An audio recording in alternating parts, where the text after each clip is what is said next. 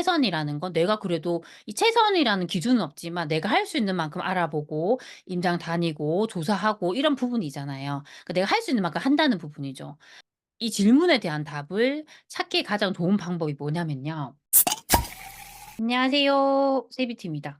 아 오늘은 정말 부동산 초보인 분들이 정말 고민하는 내용일 것 같아서 제가 좀 요 주제로 말씀을 좀 드리려고 합니다. 어떤 주제냐면 부동산 거래를 한 번도 해 보지 않았는데 속지 않고 거래를 잘 할 수 있는 방법에 대한 부분입니다. 특히 계약을 한 번도 안 해 봤다고 하면 '혹시나 내가 이거 잘못했다가 이거 했다가 사기당하면 어떡하지?' 그런 걱정을 많이 하실 겁니다. 그래서 고런 두려움을 좀 더 줄이기 위한 방법을 제가 좀 하나씩 안내를 해 드리려고 합니다. 우선 첫 번째는 가장 중요한 부분이에요. 등기부 등본. 등기부 등본을 정말 잘 확인하셔야 돼요. 등기부 등본에 대한 내용은 제가 다른 영상에서 알려드린 게 있습니다. 고거 한번 참고하시면 좋을 것 같고요. 한번 또 이렇게 정리를 해 드리면 등기부 등본은 우리가 사람한테는 주민등록 등본이 있잖아요. 근데 건물이나 요런 아파트에는 등기부 등본이 있습니다. 우리가 등기부 등본을 이제 딱 보시면요. 어떻게 돼 있냐면 요렇게 첫 장에 보면 요렇게 나와 있어요, 요렇게. 여기 표제부라고 되어 있고요. 표제부가 있고 갑구, 을구가 있습니다. 표제부에는 그 건물에 대한 전반적인 내용이 들어가고요.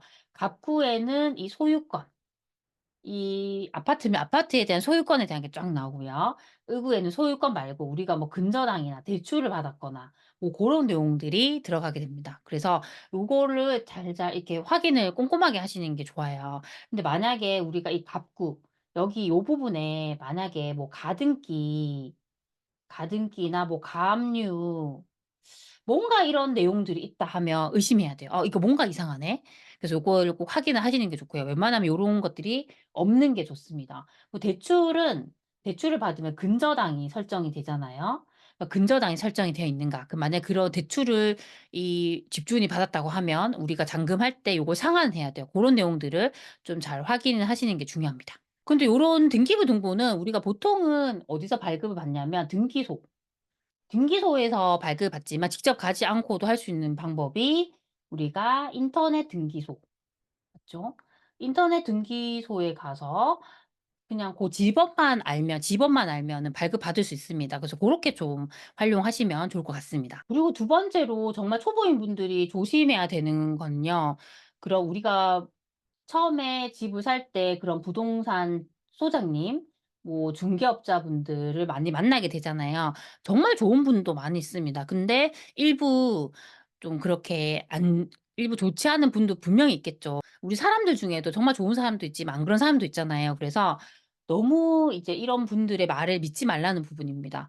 그러니까 그게 내 기준이 있어야 돼요. 근데 초보인 분들은 내가 하나도 모르는데 뭔가 이런 전문가인 분들이 이제 추천을 해 주면 그게 정답이라 생각하는 경우가 많아요. 그래서 나는 그냥 공부하려고 현장 임장 가서 부동산 사무소에 들렸는데 거기 소장님이 이거 너무 좋은 물건입니다. 이거 지금 당장 안 사면 다른 사람이 바로 계약을 할 수 있습니다. 지금 바로 하세요라는 그런 말을 믿고 마음이 급해져 가지고 덥석 계약을 하는 경우도 많더라고요. 근데 그렇게 하고 나서 또 후회를 하는 경우도 많기 때문에 저는 너무 믿지 말 남을 믿지 말고 일단 내가 더 공부를 하고 내가 좀 확신이 있을 때 그렇게 집을 사는 게 가장 좋다고 생각합니다. 우리가 뭐 공부 차원에서 부동산 들리실 때는 항상 좀 이렇게 생각하셨으면 좋겠어요. 내가 아무리 이게 좋아 보여도 당장 계약을 하지 말고 '한 번 더 내가 생각을 해 보자.'라는 생각으로 좀 접근을 하셨으면 좋겠습니다. 그리고 세 번째는 항상 저는 이런 생각을 하셨으면 좋겠어요. '이게 정말 최선인가? 최선인가?' 우리가 뭐 집을 살 때 투자를 하든 뭐 내 집을 사든 이게 완벽할 수는 없어요. 그러니까 완벽한 투자를 한다는 건 저는 불가능하다 생각합니다. 하지만 최선의 투자는 가능해요. 내가 살 수 있는 한 어떤 '최선의 투자를 산다. 투자를 한다.'라는 부분은 가능해요. 왜냐하면 최선이라는 건 내가 그래도 이 최선이라는 기준은 없지만 내가 할 수 있는 만큼 알아보고 임장 다니고 조사하고 이런 부분이잖아요. 그러니까 내가 할 수 있는 만큼 한다는 부분이죠. 이제 그걸 내가 계속 질문을 하는 거예요. '아 이게 나에게 내가 할 수 있는 최선인가? 최선인가?' 이런 생각을 해 보는 거예요. 그리고 이 질문에 대한 답을 찾기에 가장 좋은 방법이 뭐냐면요. 다른 사람에게 이걸 브리핑을 해 보는 거예요, 브리핑. 브리핑이라는 게 내가 이걸 사려고 하는 이유를 설명하는 거예요. 그게 친구일 수도 있고요. 나의 배우자일 수도 있습니다. 만약에 나의 배우자는 집을 사는 걸 정말 반대를 하는 사람인 거예요. 그러면 그 사람에게 이렇게 하는 거예요. 브리핑을 하는 거예요. "나는 이런 이런 이유 때문에 내가 이 집을 사려고 하는 거야." 아니면 나의 뭐 가족일 수도 있겠죠. 가족에게 설명을 하는 거예요. 그러면 그걸 누군가에게 설명을 하면서 정리가 돼요. 아 내가 이걸 사려고 하는 이유가 뭐가 상품성이 좋다든가 입지가 그래 좋다든가 뭔가 이유가 있을 겁니다. 그게 싹 정리가 됩니다. 그래서 저는 고렇게 다른 사람에게 브리핑을 하면서 이게 최선인지를 좀 찾아보는 방법이 정말 좋다고 생각합니다. 네 번째는요. 우리가 그런 첫 투자부터 완벽할 수 없다. 완벽할 수 없다. 인정하는 거예요. 제가 아까 앞에서 세 번째에서는 최선의 투자라고 말씀드렸죠. 그러니까 내가 진짜 인정하는 게 정말 중요하다고 생각합니다. 그래서 우리가 어떤 걸 만약에 한다 했을 때 우리가 완벽하게 하려고 하면요. 절대 못 해요. 제가 정말 최근에 읽었던 그 돈의 심리학이라는 책에 어떤 얘기가 있냐면 우리가 어떤 결과에서요. 이 기대를 뺀 게 행복이라고 합니다. 행복. 우리가 어떤 일을 할 때 행복할 수 없는 이유는 항상 우리가 기대를 갖기 때문이에요. 내가 어떤 걸 기대했는데 그 기대만큼 결과가 안 나왔을 때 우린 불행하게 돼요. 근데 우리가 반대로 딱 그걸 봤을 때 우리가 기대를 안 하게 되면 아니면 아예 기대치를 낮추게 되면요. 우리는 행복할 수 있습니다. 투자와 똑같은 것 같아요. 우리가 어떤 걸 했을 때 '아 난 이만큼 수익이 나야 된다.'고 생각을 했잖아요. 근데 막상 그만큼 수익이 안 나면 '아 나 실패했어.'라고 생각하고 우리가 불행해지게 됩니다. 근데 우리가 어떤 투자를 했을 때 되게 기대치를 낮추는 거예요. '아 나는 요 정도에서 요만큼만 올라도 나는 되게 좋아.'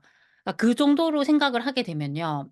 우린 행복하게 되고요. 그 투자는 나에게 성공한 투자가 됩니다.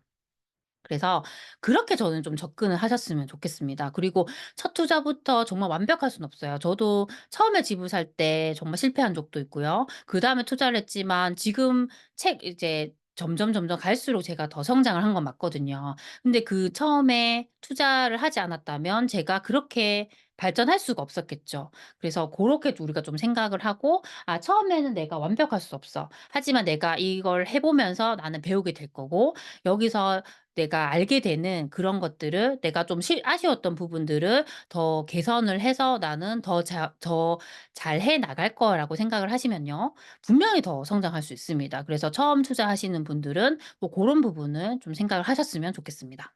그래서 오늘은 처음에 투자를 하시는 분들이 정말 속지 않고 투자를 잘할 수 있는 방법에 대해서 제가 설명을 드렸습니다. 첫 번째는 우리가 등기부등본을 정말 꼼꼼하게 확인하는 방법이고요. 두 번째는 그런 부동산 소장님을 100% 믿지 말자.'라는 부분이었습니다. 그리고 세 번째는 항상 우리가 어떤 투자를 하거나 집을 살 때 '이게 최선인가.'라고 생각을 하고 이걸 다른 사람에게 설명을 해 보는 부분이었고요. 마지막 네 번째는 '이 투자가 완벽할 수는 없다.'라는 걸 인정하는 부분이었습니다. 그래서 이거 말고도 여러 가지가 있겠지만 제가 생각하는 가장 중요한 것들에 대해서 오늘 좀 말씀을 드렸습니다.